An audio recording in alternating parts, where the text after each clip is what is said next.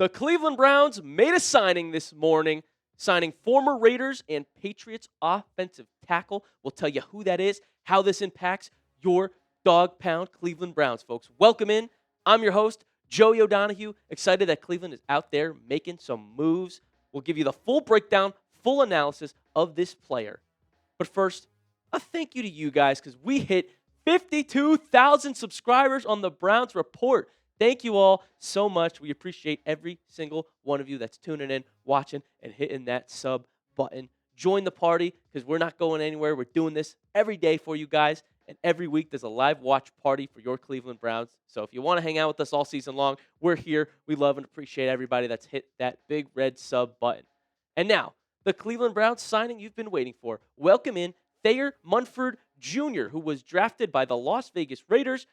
Cleveland just signed him off of the New England Patriots practice squad. Who is Thayer Munford Jr.? If you're not familiar with the tackle, he went to The Ohio State University. Cleveland loves bringing in Buckeyes recently, along with Quinshon Judkins and company. He is another big dude, 6'6". He is well over 300 pounds. I think he's even heavier now than 315. But what's interesting about Thayer Munford Jr. is he's made 18 career starts. Some of those have been at left tackle. Others have been at right tackle.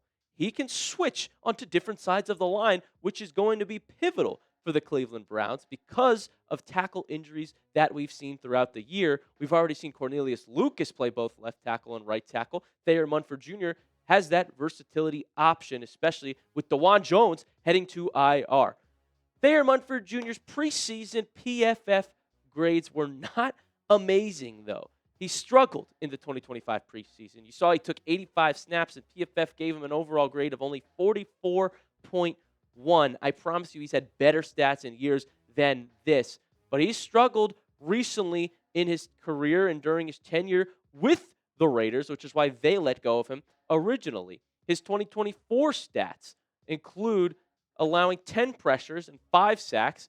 The bright spot, though, 0 penalties allowed. Cleveland could use that. If you remember, DeJuan Jones has committed quite a few holding penalties that proved to be costly for the Browns. At least some clean offensive line play will help Cleveland. His best year, probably 2023 with the Raiders, when his PFF grade was a 74 overall. He got a lot more snaps than you're probably used to seeing in those two most recent graphics. His run block grade is what really impresses us.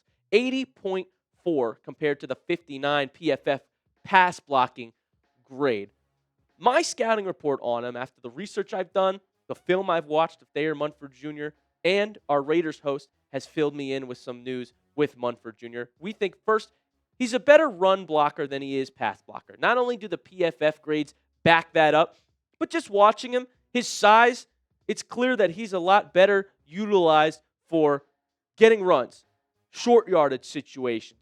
He's there to block. But he has to play on the outside, which is where Cleveland might need him due to left tackle DeJuan Jones going out for the year. It's probably going to be a little bit like DeJuan Jones, to be honest. Next thing we noted was that he's perhaps a better guard than he is tackle for that reason. Because he doesn't have the speed and footwork that some other versatile tackles do have in the National Football League, he's probably better utilized as a guard in the middle for run formation situations. Again, though, Cleveland is likely signing him as a tackle.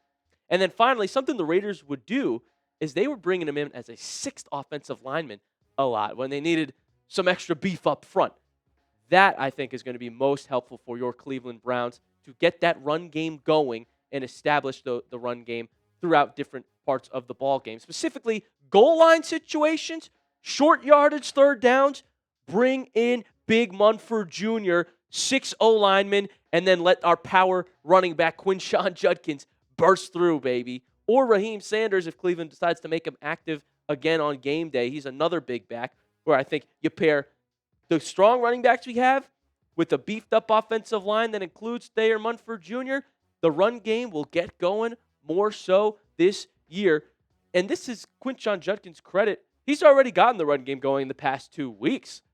The O-line has not been great at all for the Browns, if you've been watching. But credit QJ for making it look good. I mean, he's just ready to take off.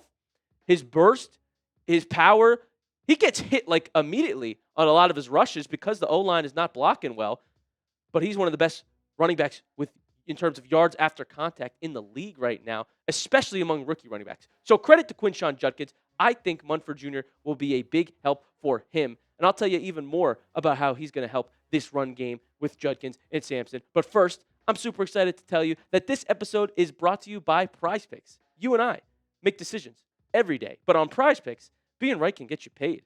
Don't miss any of the excitement this season on PrizePicks, where it's good to be right. And honestly, I'm just so hyped that Browns football is back on Sundays, folks. All is right with the world, and I'm big into daily fantasy with PrizePicks. I'm obsessed with it because it makes all the games more entertaining. And before the Browns play, I lock in on all my players in my lineup and their player projections. PrizePicks is simple to play. Just pick more or less on 2 to 6 player stat projections. If you get your picks right, you could cash in. And PrizePicks invented the flex play, which means you could still cash out if your lineup isn't perfect. You can double your money even if one of your picks doesn't hit. And like I said, I'm obsessed with it, so you know I've got picks for this week. First, we're going Sam Darnold, more than half a passing touchdown. The Seahawks are hot. I'm also throwing in a rival, folks, I know, but Aaron Rodgers, more than half a passing touchdown looks pretty good to me because he's done it every single week through 3 weeks so far. PrizePicks giving us an awesome deal where you can get Jalen Hurts more than half a passing yard. I'm pretty sure he's done that every year he started. And then finally, Quinshon Judkins. I've got more than 58.5 rushing yards. I think he's ready to get going again. So if you want to make some money, here's my lineup. Download the app today and use code CLNS to get $50 in lineups after you play your first $5 lineup. That's code CLNS to get $50 in lineups after you play your first $5 lineup. PrizePicks. It's good to be right. Getting back to Cleveland's running game, folks, here's how the depth chart stacks up. Quinshon Judkins, we figured, would be that RB1 role. He has clearly proven himself to be an immediate impact rookie for the Browns. Dylan Sampson and Jerome Ford taking turns on third down snaps.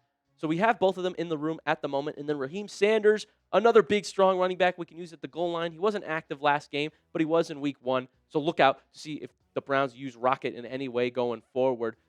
But adding to this offensive line can only help Cleveland's run game finally get going. And as I was saying, Quinshon Judkins is proving to be a stud with a lackluster offensive line. The way he ran against the Packers, he had nearly 100 yards and a touchdown. The Packers have the third best run defense statistically in the NFL. This is after week 3. They're third best in terms of rush defense, rush yards per game, and rushing yards total. And Quinshon was one of the only backs that could get loose against them. So, wow, have we found a star in Cleveland, folks.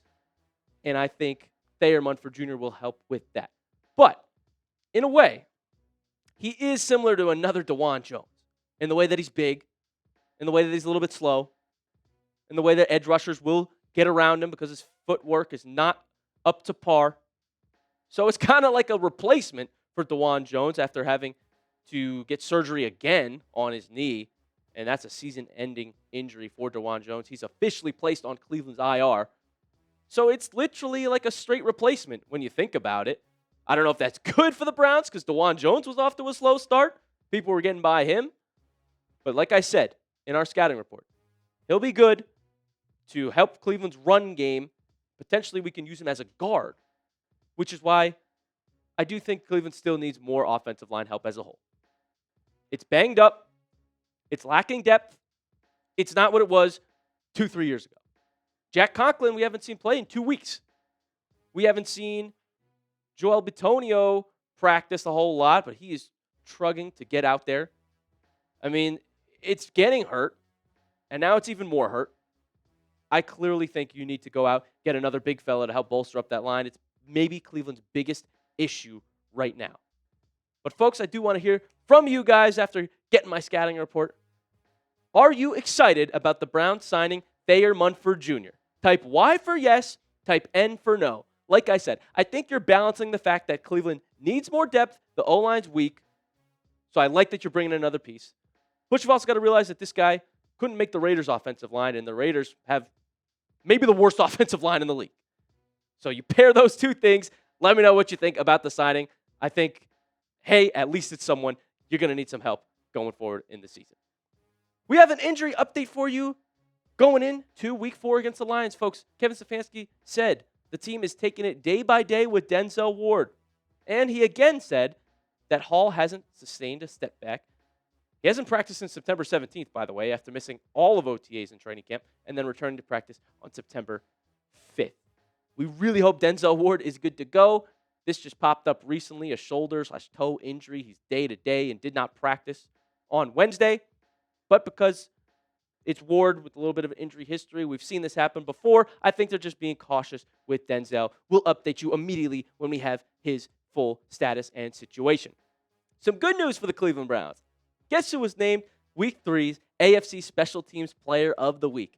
It was Andre Schmidt after nailing that 55-yard game-winning boot.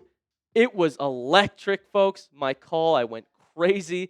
The fandom literally came out in me on the Browns report. Normally, I'm trying my best to do some play-by-play, but I was just locked into the game, heart beating, screaming my head off when Schmidt made that kick, folks. It was electric. Congratulations to the kid for proving himself in Week 3, folks. If you're still hyped up about that Browns Week 3 win, if you're still feeling good about that game-winning kick, like the video right now. Go down there, drop a like if you're a diehard Browns fan like me who's still fired up about the Week 3 game winner, folks.